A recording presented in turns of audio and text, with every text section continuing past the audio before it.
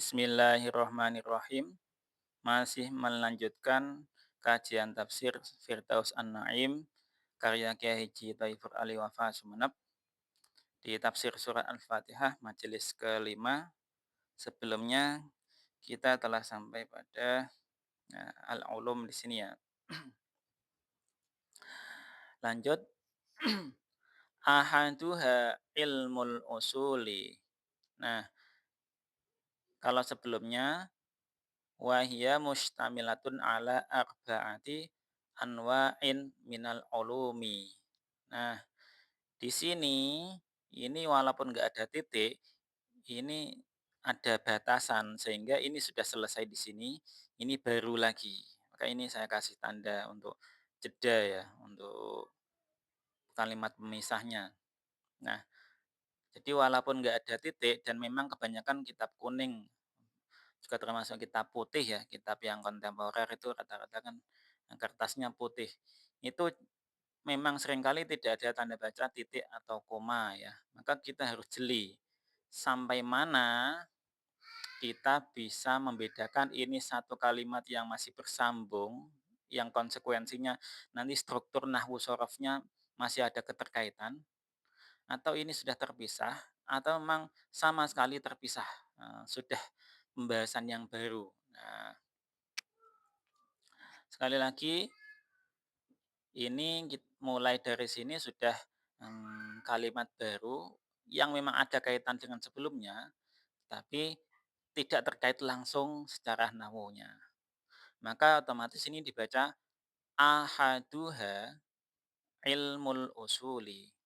Nah, kalau ada keterkaitan dengan ini kan karena ini jar, ini dibaca jar juga ahadiha. Tapi karena ini untuk menjelaskan arba'ah anwa'in, sementara arba'atu ini adalah tu rofa. Mungkin ini sebagai penjelasannya juga ini rofaknya. Di samping memang ini awalan, maka ini statusnya mubtada. Ahaduha. Ha masuknya kemana? Ya, ke arba'ah bisa. Ahaduha kalau dibaca bahasa Indonesianya salah satunya atau yang pertama dari arba'ah itu yang paling tepat ya. Kalau salah satu itu biasanya ihda. Nah, ini bedanya seperti itu. Harus tahu ahadun, ahadu, ihda atau model yang lain. Ahaduha nomor satunya nya dari empat ini yaitu apa? Ilmul usuli. Ini menjadi khobar ya, khobar dari mubtada ini. Ilmul usuli yaitu ilmu tentang usul. Apa itu usul? Al-usul kan ini jamak ya. Jadi kita harus punya pengetahuan dasar juga terkait dengan kajian tafsir dan kajian agama. Nah, dalam kajian agama Islam kan ada namanya ilmu usul. Kalau dikatakan di kampus-kampus misalkan namanya usuluddin atau kaitannya dengan ilmu tauhid, ilmu tentang asal-asal yang pokok-pokok dalam agama. Yang pokok dalam agama itu apa? Yang paling pokok ya tentang tauhid. Seperti itu maksudnya. Walaupun tidak hanya kaitannya dengan tauhid saja. Apa kalau di sini yang dimaksud ilmu usul ini? Nah, ini diterangkan di sini. Waqad jama'at al-ilahiyati. Ini kalau dibaca jamaat. Artinya bagaimana? Waqad jama'at dan telah mengumpulkan. Ini merujuknya kemana? Tak ini, tak ini sini. Ke Al-Fatihah. Dan surah Al-Fatihah telah mengumpulkan al-ilahiyati, nilai-nilai ketuhanan. Nah, kalau dibaca majhul bisa waqad jumi'at al-ilahiyatu.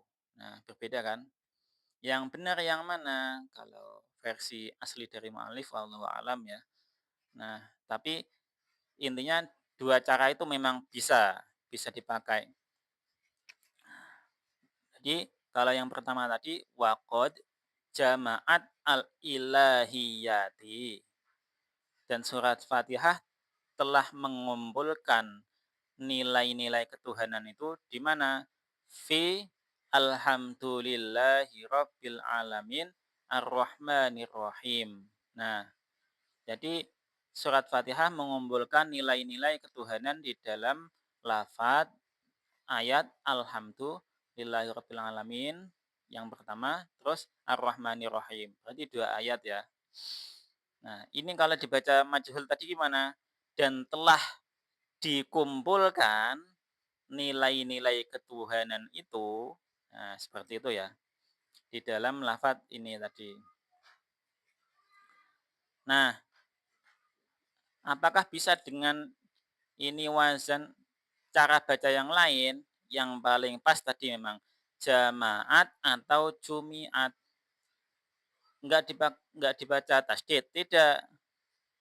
Enggak usah dibaca tasdid, jamaat atau jumiat tidak perlu. Karena ini tanpa tasdid pun sudah sangat memahamkan.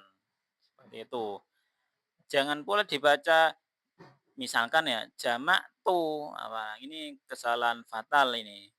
Waqad jamak ta atau yang lain-lain.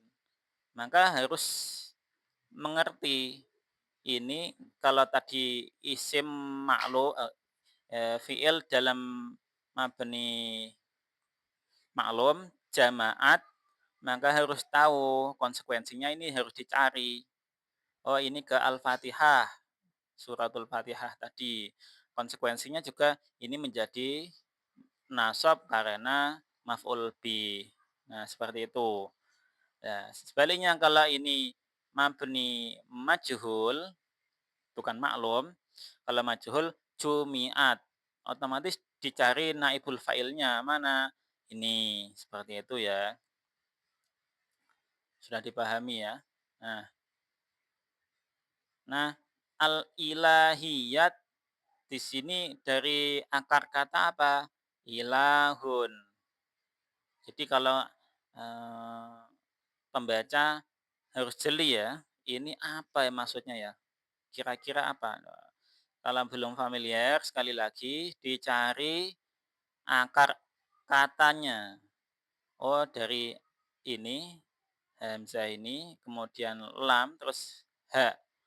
Kita sering dengarnya adalah ilahun, Tuhan.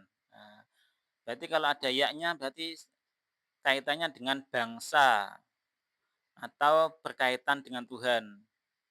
Atau kalau diartikan bahasa Indonesia, ketuhanan. Nah, ilahiyun. Kalau mu'annas ilahiyatun. Nah, ilahiyatun kalau jamaknya adalah ilahiyatun. Seperti itu ya. Jadi nggak usah bingung ini dari mananya. Sekali lagi resepnya sederhana, cari akar katanya dulu. Oh, kan lebih familiar kita dengar ilahun ya. Kalau belum pernah al-ilahiyatun, seperti itu. Nanti langsung bisa mengartikan. Dan ini berlaku untuk segala eee, mufradat yang belum kita ketahui atau sudah pernah tapi masih agak-agak lupa. Maka kita preteli, sampai ke akar katanya di sini. Nah, kemudian ini cara pembacaan kitab khususnya di dalam kitab yang banyak ayat Al-Qur'annya harus, dipisah antara lafadz biasa dengan Al-Qur'annya. Contohnya seperti ini, jangan dibaca, fil hamdi, nah ini kan nggak boleh. Kenapa? Padahal ini kan setelah huruf jar kan mestinya majrur. Lah, majrur ini status majrurnya dari sini alhamdulillahi sampai segini ini statusnya majrur karena fi.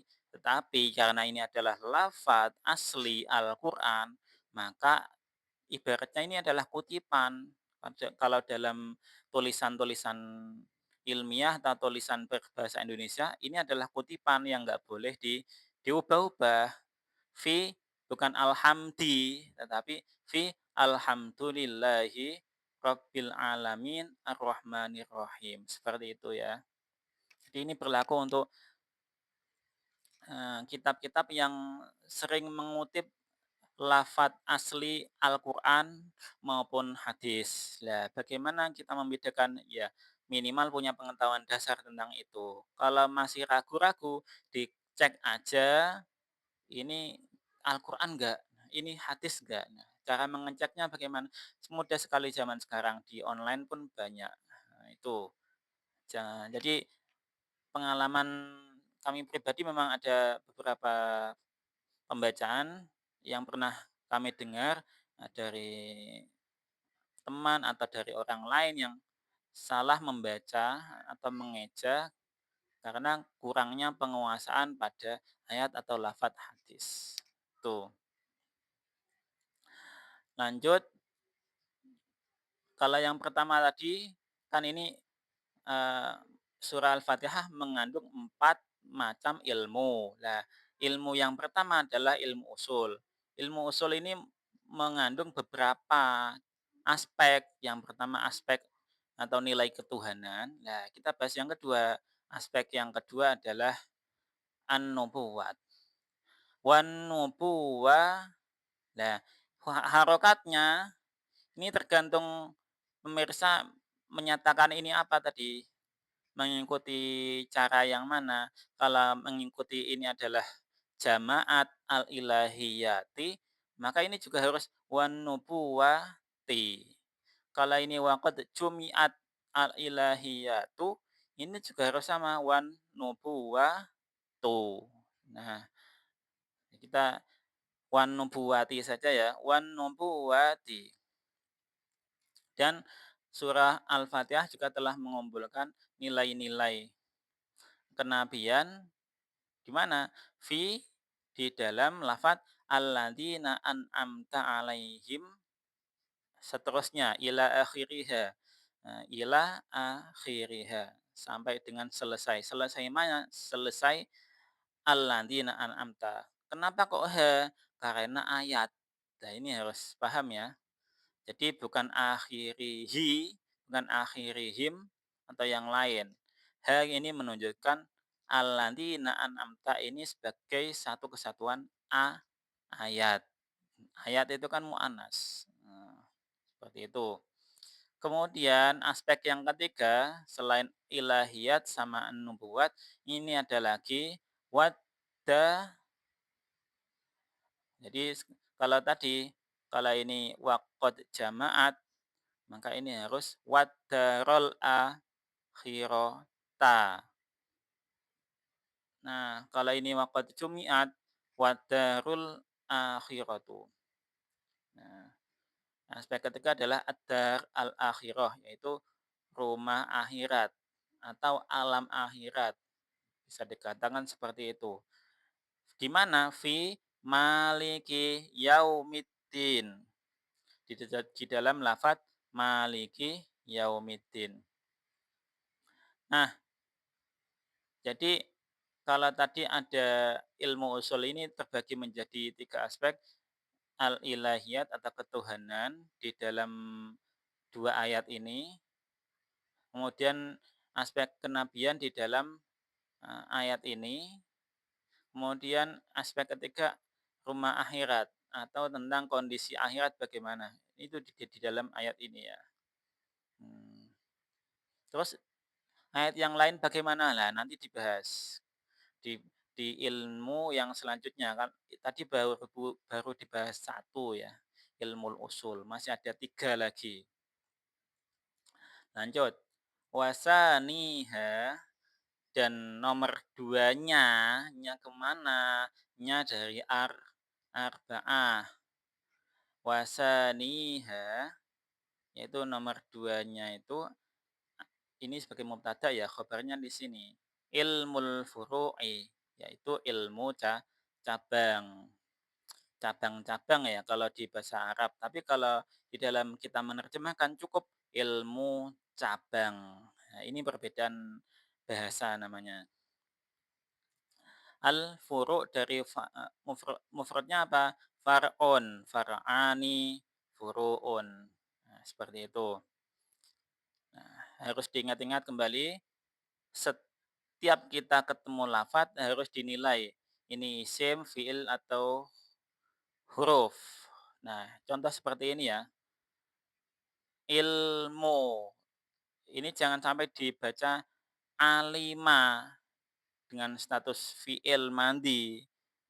Kenapa kok harus dibaca ilmu? Nah, karena ini konteksnya sama dengan sebelumnya. Nah, ini kan ahaduha. Maka sudah sampai kalimat ini, sudah sampai baris ini, kita juga harus tengok baris-baris sebelumnya. Karena rujukan dan padanannya bagaimana sih. Nah, rujukan itu contohnya nih, saniha tadi, ha masuknya ke baris yang mana? Oh, sampai sini tadi. Oh, sini misalkan. Terus padanannya bagaimana? Lah, padanan maksudnya saya seperti ini. Wasaniha. Kalau ini sani, berarti ahadunya mana? Oh, di sini seperti ini. Kalau yang pertama kok seperti ini, susunan kalimatnya. Berarti kalau ini ilmu, ya ini pasti ilmu, tidak dibaca dengan alima. Nah, ini namanya pengetahuan konteks ya. Tidak hanya pengetahuan teks saja, tapi konteksnya bagaimana. Konteks bisa dilihat dari lafat-lafat sebelumnya, tidak hanya dalam baris yang sama, tapi bahkan baris yang jauh sebelumnya, dan juga lafat sesudahnya. Biasanya yang paling mudah untuk cari adalah lafat sesudahnya. Pasti menunjukkan konteks lafat yang dimaksud. Nah, wa'adhamuhu, dan yang paling agung dari apa ini, ilmul furu', hu ini rujuknya ke ilmul furu'. Kok tahu kalau rujukannya ke sini? Yang paling dekat. Jadi kaidah dalam perwujukan isim domir atau kata ganti itu adalah cari yang paling dekat dari lafat sebelumnya.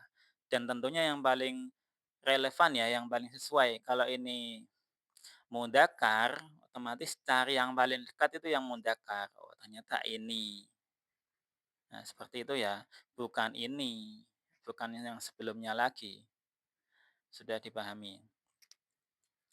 Nah, wa a'dhamuhu ini juga jangan sampai disalah baca wa a'dhamahu. Nah, sepertinya ada kesamaan lafaz ya, kesamaan struktur katanya. Wa a'dhama sama a'dhamu kan sama tulisannya. Kalau tidak jeli maka akan salah membaca. Maka ini harus di a'dhamu sendiri. Bisa jadi salah analisa, bisa diartikan a'dhamu itu berarti sebagai fiil mudhari' yang dengan hamzah di depan, padahal tidak. Jadi a'dhamu saja ini memungkinkan dua dua makna. A'dhamu yang ini fiil mudhari' dengan hamzah di depan yang menunjukkan saya, atau kemungkinan kedua ini adalah isim tafdil. Isim tafdil yang menunjukkan paling atau superlatif kalau bahasa Inggrisnya itu. A'dhamu berarti yang paling agung. Paling agung apa?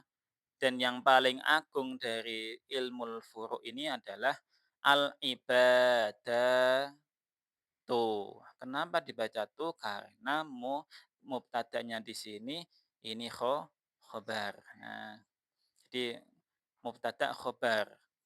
Apakah ini kenapa khobar di sini? Ya karena normal kalau khobarnya di depan, khobar muqaddam, tapi jarang di sini. Dari awal kemarin tidak ditemukan ya. Nah, wa a'dhamuhu al-ibadatu.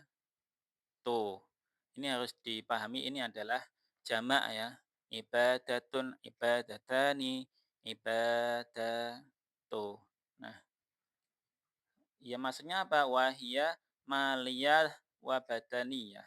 Maliyatun wa badaniyatun. Jadi ibadah itu ada dua. Maliyah itu berupa harta benda, badaniyatun itu berupa